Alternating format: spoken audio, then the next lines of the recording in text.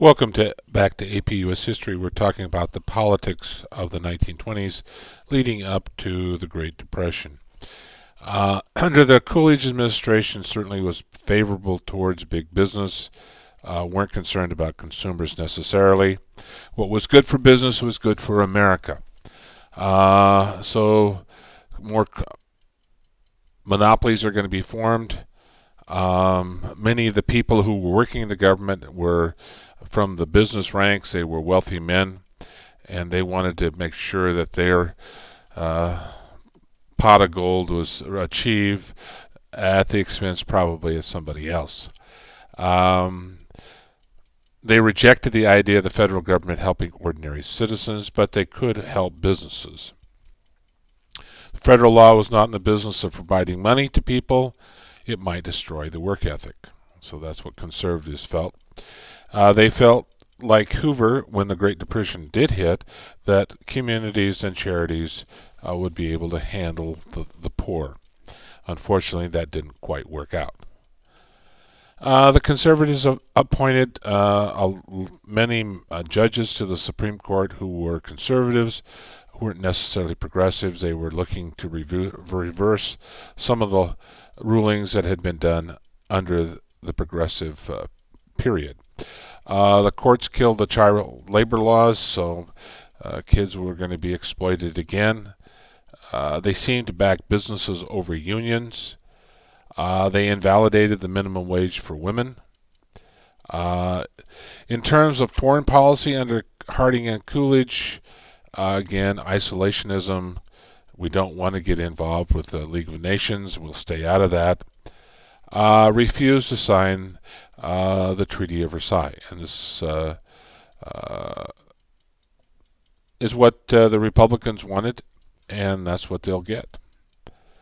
Certainly, there were foreign policy tensions, interventionist, selective, collective security, Wilsonism. This would be under Teddy Roosevelt to protect our interests. And then there was a big explosion. Then there were the folks who were the disarmament kind of folks. It was expensive to maintain a military and navy, so let's cut back. We need to be staying out of other people's foreign affairs. Many of these people were nativists. They didn't trust immigrants. And there certainly was an anti-war movement after World War I that we didn't want to get involved in any more foreign wars. Basically, this side of disarmament were the conservative Republicans. The U.S. rejects any security treaties with Europe. We don't want to get involved with them. America's spurned or rejected the opportunity to be a world leader. And this is going to come back to haunt us when places like Japan, Germany, and Italy decide to take over the world. The U.S. Senate rejected the World Court. During this time, we had this peace movement. The Washington Disarmament Conference was held between 1921 to 1922, where we sought to downsize the military. Didn't seem to be any threats on the horizons, so why not build fewer ships, have a ratio of ships, large ships in the Pacific. The U.S., Great Britain, Japan got involved in this. One of the reasons the Japanese joined World War I is that they had an agreement with Great Britain to defend them. They actually even had a pact. Part of this alliance was that Britain would help Japan if attacked by the U.S. So these men got together. One of the things that they will do away with is this pact made between the British and the Japanese. What did they really accomplish? The naval disarmament and political situation in the Far East seemed to be stable at the time, and it made sense to not have such a large fleet. But all the while, Japan is going to be building because they have designs on taking over the East, Asia. They tackled the disarmament problem. They came up with what they call the Five Power Treaty, signed in 1922, and it gave a ratio of 5 battleships to the United States, 5 to Great Britain, and 3 to the Japanese. And that's the way the ratio would stay in the Pacific. This is one way to kind of downsize and save money. The Italians and the French were given 1.75 or some 1.85. I don't think the French and Italians ever quite get it right. Having a 3/4 of a battleship maybe doesn't work. Japan guaranteed that the United States and Great Britain would not fortify their territories in the Far East. So shows the ratio. The big battleships, and we would not fortify any of our ports in the Far East, nor the British or the U.S. One of the loopholes, it didn't restrict the building of smaller warships, submarines, airplanes, so forth, and that's what aircraft carriers, and the Japanese will turn their attentions there. The Four-Power Treaty was signed here at this conference. Again, it replaced the Anglo-Japanese Treaty. The Nine-Power Treaty in 1922 really reinforced the open door policy in China, that all would be able to trade with China. Again, no restrictions on smaller ships, cruisers, destroyers, submarines, or aircraft carriers. And this is what the Japanese will exploit. Congress declared it was making no commitment to use force if someone else violated the treaty. So even if you didn't go along with what you signed, we weren't going to do anything about it. In terms of intervention in the Caribbean and Central America, America had been used to intervening because of the Roosevelt Corollary, and under Taft and under Wilson, invading and protecting American interest in the Caribbean and Central America. The U.S. maintained troops in Haiti until 1934. Mexicans kicked American oil companies out because they'll nationalize the oil fields. Coolidge sent Morrow there to settle the dispute, and the Mexican government were allowed to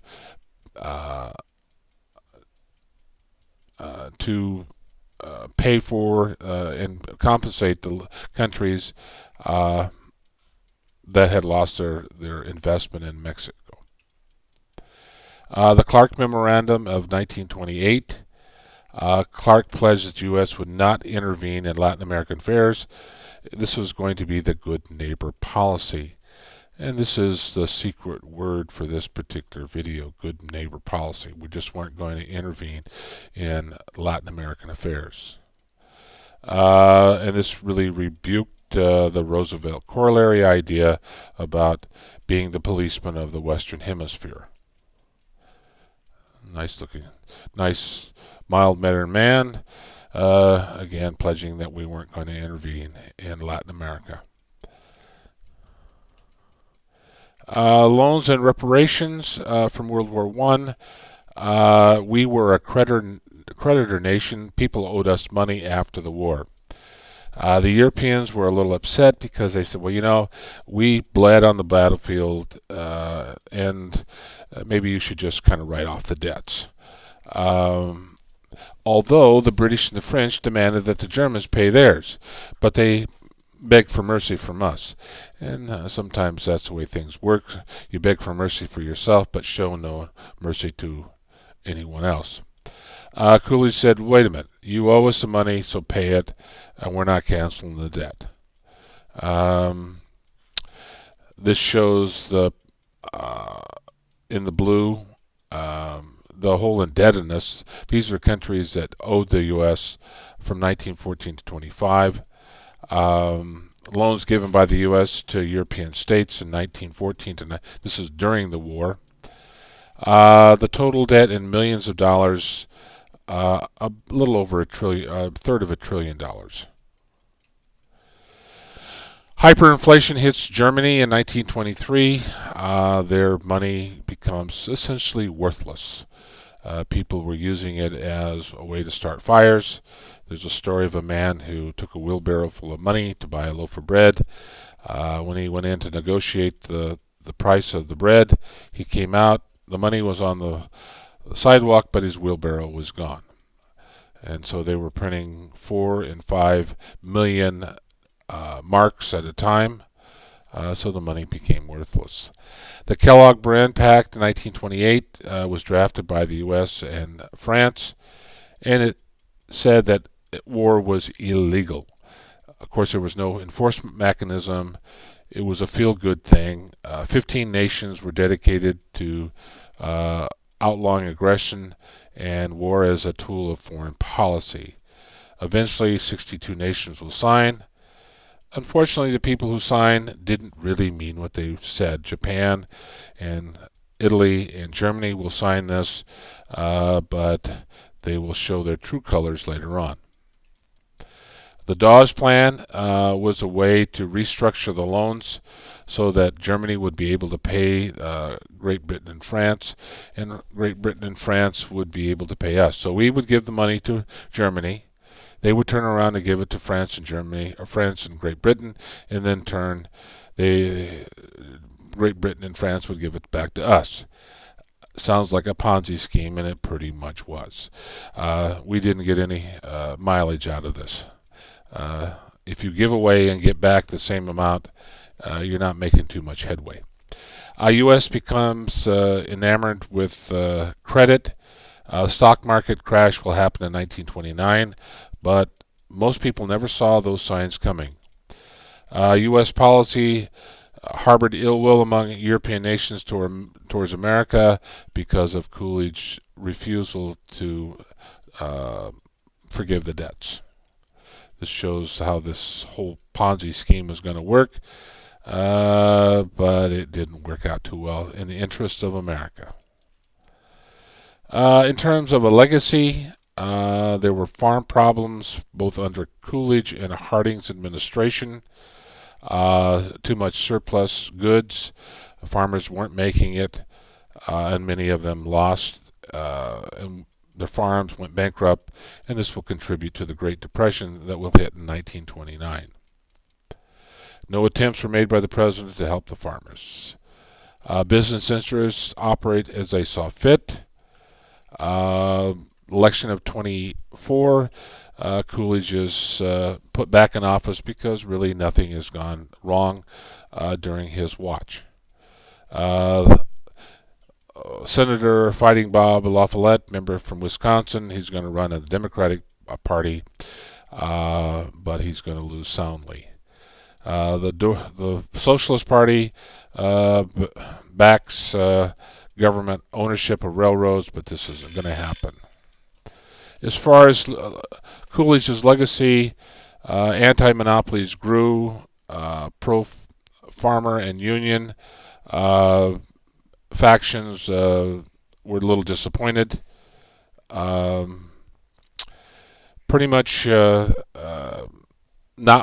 not too much was going on in America at this time.